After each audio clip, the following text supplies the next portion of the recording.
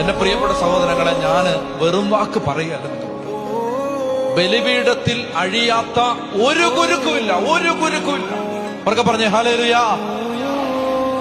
നമ്മൾ വേറെ ഒരുപാട് കാര്യങ്ങളുടെ പിന്നാലെ അലഞ്ഞ് സമയം കളയാതെ നിന്റെ ഇടവക പള്ളിയിലോട്ട് പോകും.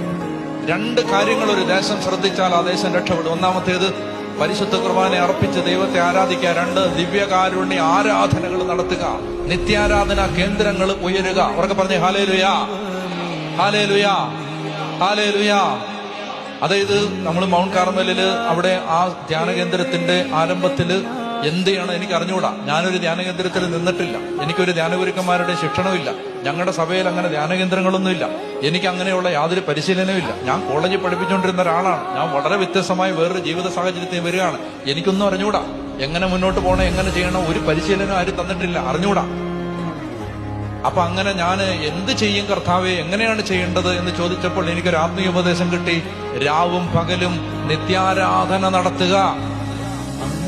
ധ്യാന കേന്ദ്രത്തില് രാത്രിയും പകലും പരിശുദ്ധ കുർബാന എഴുന്നള്ളിച്ച് വെച്ച് ഈശോയെ ആരാധിക്കുക, ബാക്കിയെല്ലാം ഈശോ ചെയ്തോളും. അങ്ങനെ അന്ന് തുടങ്ങിയതാണ്, രാത്രിയും പകലും. ഇപ്പൊ ഞാൻ പറഞ്ഞുകൊണ്ടിരിക്കുമ്പോൾ മൗണ്ട് കാർമലിൽ ആരാധനയുണ്ട്. രാത്രി 2 മണിക്കുണ്ട്, 3 മണിക്കുണ്ട്, 5 മണിക്കുണ്ട്, 6 മണിക്കുണ്ട്.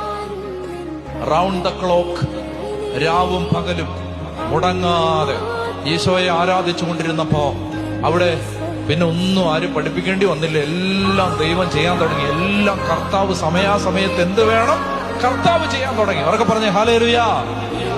ദിവ്യകാരുണ്യ ആരാധനാ കേന്ദ്രങ്ങൾ ഉണ്ടാവുക, ആരാധന നടത്തുക.